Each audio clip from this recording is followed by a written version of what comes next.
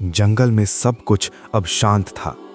ध्रुव और उसका परिवार खुशहाल जीवन जी रहे थे, लेकिन उन्हें ये नहीं पता था कि एक नई मुसीबत धीरे धीरे उनकी ओर बढ़ रही है। एक रात आसमान में अजीब सी लाल रोशनी चमकी। बबली ने डरते हुए कहा, पिताजी, ये कैसी रोशनी है? ध्रुव ने आसमान की ओर देखा। उसकी आंखों में चिंता साफ झलक रही थी।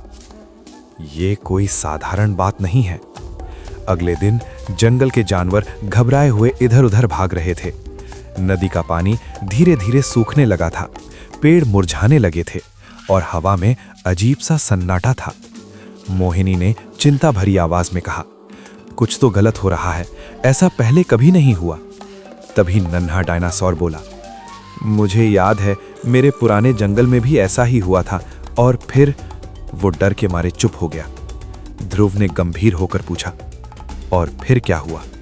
नन्हा डायनासोर कांपते हुए बोला, फिर एक भयानक दानव आया था जिसने पूरे जंगल को बर्बाद कर दिया था। ये सुनते ही सबके चेहरे पर डर छा गया। चुन्नू ने धीरे से कहा, क्या वो दानव यहां भी आएगा?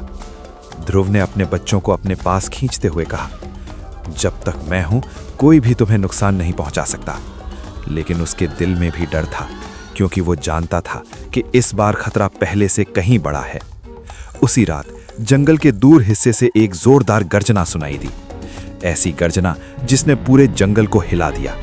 और यहीं से शुरू होती है एक नई लड़ाई, एक नई परीक्षा, एक नया डर। क्या सच में कोई भयानक दानव आने वाला है? क्या ध्रुव अपने परिवार को बचा पाएगा? रात का अंधेरा पूरे जंगल पर छा चुका था। हवा तेज हो रही थी, पेड़ हिल रहे थे और हर तरफ एक अजीब सा डर फैल गया था। तभी ध्रुव ने फिर वही डरावनी गर्जना सुनी। इस बार आवाज बहुत करीब थी। मिनी डर के मारे मोहिनी से लिपट गया। मां, ये आवाज, मुझे बहुत डर लग रहा है। मोहिनी ने उसे कसकर गले लगाया। डर मत, हम सब साथ हैं। लेकिन उसके दिल की धड़कन तेज हो चुकी थी। अचानक जंगल के अंधेरे हिस्से से दो लाल चमकती आंखें दिखाई दीं। धीरे धीरे एक विशालकाय परछाई सामने आई। वो था वही भयानक दानव। उसका शरीर बहुत बड़ा था, आंखें आग की तरह जल रही थीं और उसकी हर गर्जना से जमीन कांप रही थी। चुन्नू डरते हुए बोला, पिताजी, ये वही दानव है ना? ध्रुव ने गहरी सांस ली और अपने बच्चों के सामने खड़ा हो गया। जब तक मैं हूं, कोई भी तुम्हें छू नहीं सकता।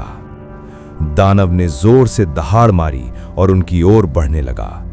जंगल के बाकी जानवर डर के मारे भागने लगे। बबली ने हिम्मत जुटाकर कहा, पिताजी, हमें कुछ करना होगा। ध्रुव ने जल्दी से सबको एक सुरक्षित जगह की ओर जाने को कहा। तुम सब गुफा में जाओ, मैं इसे रोकता हूं। मोहिनी ने घबराकर कहा, नहीं ध्रुव, ये बहुत खतरनाक है।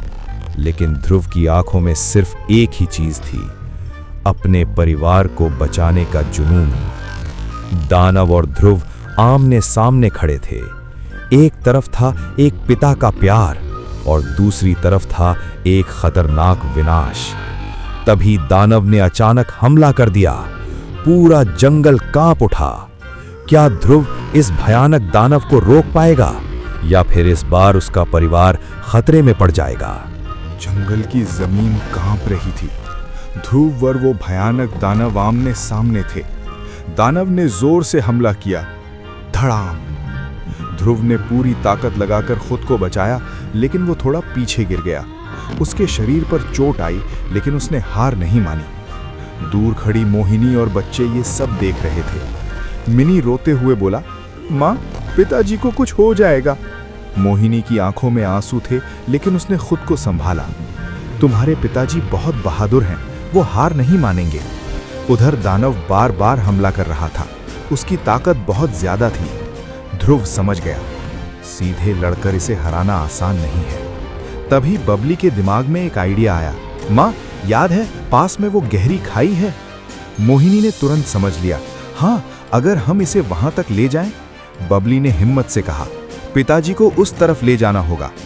उधर ध्रुव धीरे धीरे पीछे हटते हुए दानव को उसी दिशा में ले जाने लगा। दानव गुस्से में उसके पीछे पीछे दौड़ रहा था। पूरा जंगल उस खतरनाक दौड़ का गवाह बन गया। अचानक ध्रुव खाई के किनारे पहुंच गया। दानव ने आखिरी बार जोरदार हमला किया और उसी वक्त ध्रुव साइड में हट गया। धड़ाम! दानव सीधा गहरी खाई में गिर गया। पूरा जंगल कुछ सेकंड के लिए शांत हो गया। बबली, चुन्नू और मिनी खुशी से चिल्ला उठे, हम जीत गए। लेकिन ध्रुव वहीं खड़ा नहीं था। मोहिनी घबरा कर चिल्लाई, ध्रुव! सबकी सांसें रुक गईं। क्या ध्रुव भी उस खाई में गिर गया? क्या ध्रुव बच पाया, या फिर परिवार ने अपने सबसे बड़े सहारे को खो दिया? जंगल में सन्नाटा छा गया था।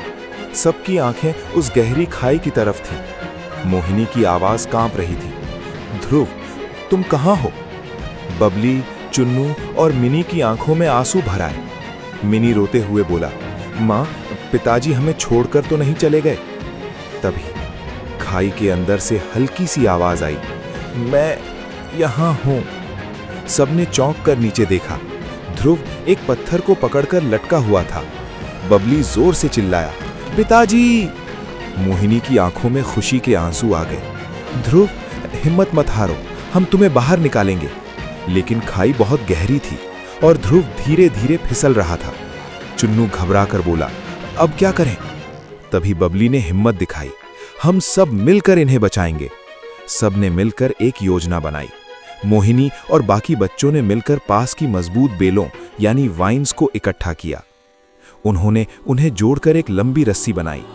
बबली ने उसे खाई में नीचे फेंका। पिताजी, इसे पकड़ लीजिए। ध्रुव ने अपनी बची हुई ताकत से उस बेल को पकड़ लिया। अब शुरू हुआ असली संघर्ष।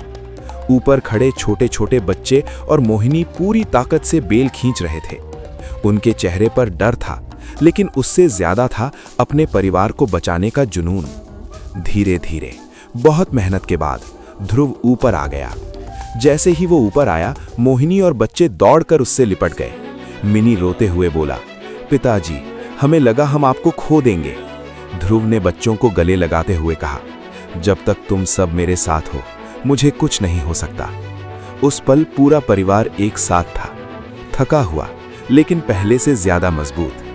क्या अब सब ठीक हो गया है, या फिर इस कहानी में अभी एक और खतरा बाकी है? ध्रुव के वापस आने के बाद पूरा परिवार एक दूसरे से लिपट गया। उस पल में सिर्फ आंसू थे, लेकिन वो डर के नहीं, खुशी और राहत के आंसू थे। जंगल धीरे धीरे फिर से शांत होने लगा था। हवा अब हल्की और ठंडी थी, जैसे सब कुछ ठीक हो गया हो। लेकिन ध्रुव अभी भी गंभीर था। बबली ने पूछा, पिताजी, अब तो खतरा खत्म हो गया ना?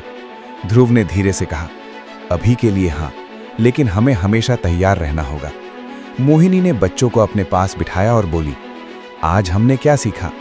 चुन्नू बोला कि डरना नहीं चाहिए। मिनी बोला कि हमें हमेशा साथ रहना चाहिए। और बबली ने मुस्कुराते हुए कहा, और मुश्किल समय में दिमाग से काम लेना चाहिए।